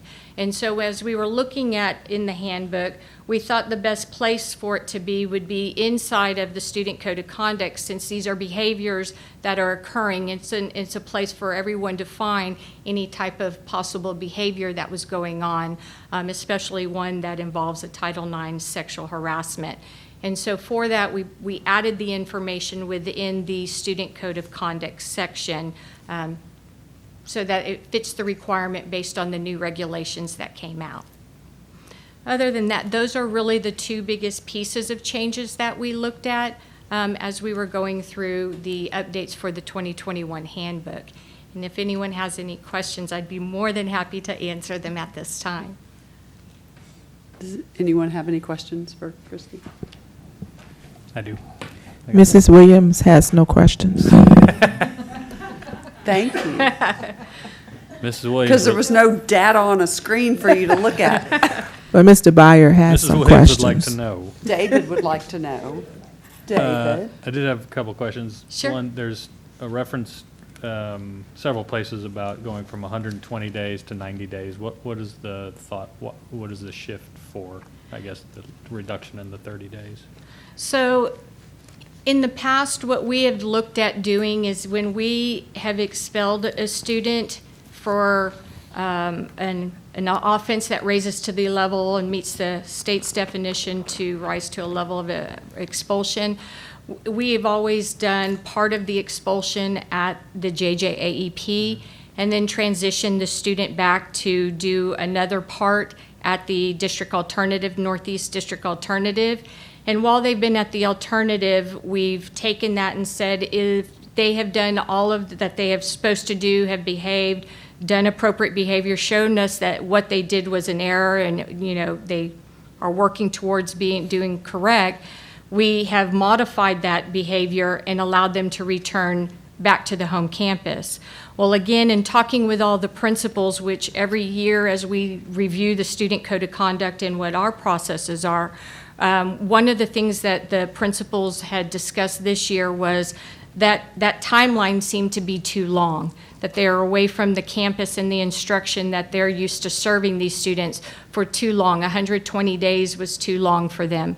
The other thing we try to look at is we're looking at our student code of conduct and our timelines of what we refer a student for, whether it's our alternative or our JJA. We also like to look at our surrounding districts and see where are they at to make sure we're not an outlier either with regards to our placements. So taking in all of that information and again trying to hear what the principals are saying, looking at academics for the students, we ended up taking what we did in the past, which was part and part, and instead just putting it all at the JJA, but reducing that time frame in order to allow them the opportunities to get back to the home campus in a shorter period of time. Get them back in the Absolutely. population. And, yeah. Yes. Okay. The other question I had is in the prohibited items. This wasn't a change that was in here, but as I was reading through it again, I noticed we added devices with audio as one of the changes from just the word audio, but we list electronic devices as prohibited items, which is a very huge, broad It is. category, and or video recording equipment, cameras of any type, and so I know that high schools use phones and middle schools use phones, and how are we navigating that? I know that's not part of this change, but it was a question that came up when I was reading through this. Again, I think that every situation, the schools are looking at those, and it's in there because just like you said, you know, it used to go that they had pagers, they had, you know, the beepers, then it moved to cell phones, then it moved to, some people had their iPads they were carrying, some people had different. And I think as the teachers are monitoring, if, again, from being in class, those types of devices are being monitored as to what is able to be out and turned on, what is not able to be out and turned on. And generally within the campus, they have within their own guidelines, if they're caught with it out or about, what processes they take within the campus. Okay, so each campus then is sort of, and I'm sure between those campuses, I assume they're pretty consistent. Yes, sir. So that there's not a lot of room for error in there. So anyway, it's something that caught me that I had not noticed before. So, Sure. Anyway, thank you. That's it. Anybody else? Okay, seeing none, do I have a motion to approve the 2020-2021 Student Code of Conduct as presented? So moved. Thank you, Mr. Leos. Do I have a second? Second. Thank you, Mrs. Williams. All those in favor say aye. Aye. Aye. Opposed, the motion carries. Thank you, Christy. Thank you. Item C, Business Services. 1, possible action regarding purchase of attendance credits. Mr. Villarreal. Yes, Madam President, members of the board, Dr. Micah, executive staff, and guests. This action item is on purchase of attendance credits. It's what we usually bring every year, but there's been some changes. With that, I'm going to call on Brian Moy, our Executive Director of Finance and Accounting, to explain those changes.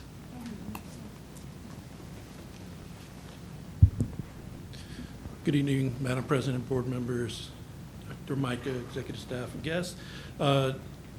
There is a sample of the contract, a normal contract for it used to be called Chapter 41, now it's Chapter 49, provided behind this action item. However, you will not be submitting the actual signed contract. TEA has mandated this year that you delegate the authority to Dr. Micah to fill out a form online, and they have prescribed specific language that must be put into the minutes. They are rejecting all paper contracts this year. But it's the same concept. We are not in recapture. We won't be in recapture unless we adopt a tax rate that is 8 pennies above compressed. Next month, you're going to be looking at a tax rate of either 4 or 5 pennies above compressed. We are nowhere near recapture, but we just have to go through all of TEA's paperwork. Okay, anybody have any questions for Mr. Moy? Seeing none, do I have a motion to approve the delegation of authority to the superintendent to obligate the district under Texas Education Code Chapter 49 and include the above referenced language in the minutes of this meeting for provision to the TEA? So moved. Thank you, Mr. Hasso. Do I have a second? Second. Thank you, Ms. Williams. All those in favor say aye. Aye. Opposed, the motion carries. Thank you, Mr. Moy. Item 2, possible action regarding health and dental insurance premiums. Mr. Villarreal. Yes, Madam President, we bring to you tonight for approval the health and dental insurance premiums. We discussed these back in our budget study session number 2. There's no increase to the health premiums for the employees. The district is contributing $40 more per month per employee. On the dental insurance side, on the high option PPO, we are raising the rates, $2 for employee only and $7 for employee family. Okay. Does anybody have any questions about this? Do we know what percentage that might impact? On the dental? On the dental, yes. Ooh, I think we have, trying to remember, how many participate, because we have almost 70% of our people participate in the health insurance. And I want to say probably a little bit more than that on the dental. Okay. I was just curious. I mean, it's not a Yeah, huge we hadn't monthly we hadn't raised those rates in Yeah. quite a long time. Yeah. So, okay, I was just curious. Thanks. Any other questions? Do I have a motion to approve the attached employee premiums and district contributions for the 2021 plan year? So moved. Thank you, Mr. Byer. Do I have a second? Second. Thank you, Mrs. Williams. All those in favor say aye. Aye. Opposed, the motion carries. Item 3, possible action regarding order of election for November 3rd, 2020 general election. Mr. Villarreal. Yes, Madam President, I call on Deb Caldwell, our Director of Government Relations and Grant Development, to talk about this action item. Thank you, Madam President, members of the board, executive staff, and guests. You adopted an election order for the May 2020 election. So because of the postponement, tonight in your packet is a revised election order to reflect the dates of November. There are a few things I want to call to your attention. One is that a proclamation that the governor put out on July 27th extended the early voting period. So that is now starting October the 13th. It normally would have started October the 19th. So I wanted to call that to your attention. The other thing that I wanted to bring to your attention is that Exhibit A is watermarked draft, and that is intentional. That's not an error. And the reason that is that's directly from the Bexar County Elections Department. These are the sites for early voting. Bexar County is still in the process of securing sites. So just as recent as last Friday, they had added the AT&T Center. Since the Spurs won't be playing, that's going to be an early voting site for the first time. So they're still in the process of trying to secure voting sites, expecting a large turnout. So that is why it's stamped draft. If there are changes, we'll bring those back to you. Okay, thank you. Anybody have questions for Deb?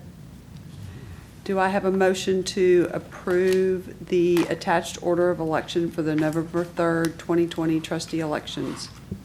So moved. Thank you, Mr. Leos. Do I have a second? I'll second. Thank you, Mr. Hassel. All those in favor say aye. Aye. Opposed, the motion carries. Thanks, Deb. Item D, consent. 1, instruction and campus administration. A, CTEC school district teaching permits. 2, business services. A, waiver of penalties and interest. B, 50,000 purchases. C, donations. 3, operations. A, professional services contracts, construction contracts, and related contract amendments supporting the 2015 bond and M&O program design and construction requirements. 4, minutes from June and July 2020. 5, end of consent. Do I have a board member wishing to pull an item from consent? Seeing none, do I have a motion to approve consent? So moved. Thank you, Mr. Hasso. Do I have a second? Second. Thank you, Mr. Byer. All those in favor say aye. Aye. Aye. Motion carries. Item 10, reports. A, interim financial and management report. That's been provided to you. B, awarded bid report. That's been provided to you. C, fourth quarter investment report. That's been provided to you. Item 11, matters from the floor. The trustees welcome comments from members of the public during this time of the meeting. Generally, board members do not respond to public comments during the meeting, although members may request further information or a future agenda item on a matter raised during public comment. As explained fully in the board's written procedures for this time, the matters from the floor portion is a limited public forum. Accordingly, speakers may present on a topic related to district business for up to 3 minutes, but are not permitted to make A, personal complaints about an individual staff or board member that should be raised using the district's grievance policies. 2, a personnel action. 3, a student disciplinary matter. 4, a complaint about a particular student. 5, or pending litigation. Any person who persists in speaking on these topics after being directed not to do so will lose the remainder of their time to speak and may lose their privilege of addressing the board at future meetings. We also welcome comments at any time, either through email at board@neisd.net or by mail, care of the superintendent's office at 8961 Tesoro Drive, 6th floor, San Antonio, Texas 78217. Ms. Huey. Patsy Esterline.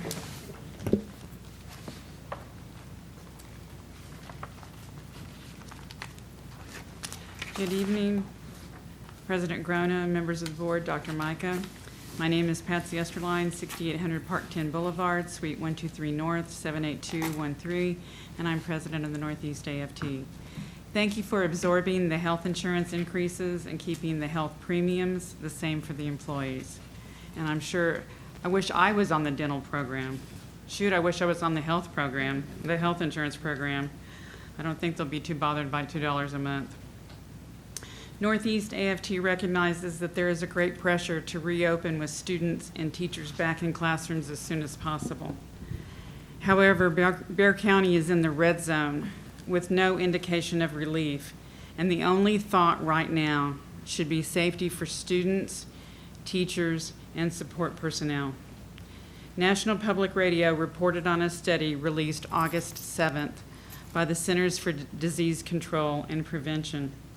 It stated that children are at risk of developing severe symptoms from COVID-19, requiring admission to an intensive care unit, despite most children who catch it being either asymptomatic or having a mild reaction. Particularly disturbing for our district is the center's findings that Hispanic children are 8 times more likely to require hospitalization than white children, and African American children are 5 times as likely. At the moment, the only right way to protect children is to stop community spread. For that reason, we oppose teachers being in the classroom. Teachers and support personnel who can work from home should work from home. Please rethink having teachers come in daily. The pressure on board members and the administration is to have the schools reopen as quickly as possible and return to normal. A worthy goal, but not one we should follow while in the red zone or in the yellow zone. The metrics should be followed. 1, there should be no attempt to return to normal until the positivity rate falls below 5%. 2, there are at least 14 days of declining cases. 3, the doubling rate of infections has been extended.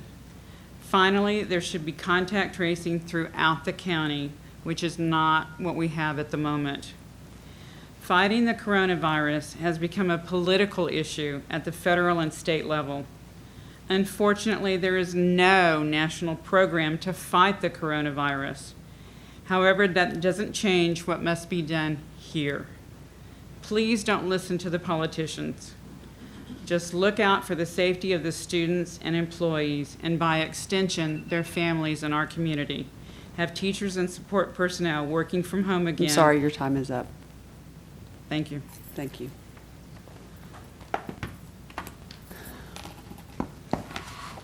Item 12, discussion and possible action regarding board members' requests for items to be placed on a future agenda and or requests for reports from the administration. Do I have a board member wishing anything? Seeing none, item 13, adjournment, and the time is 8:26. Thank you all for being here.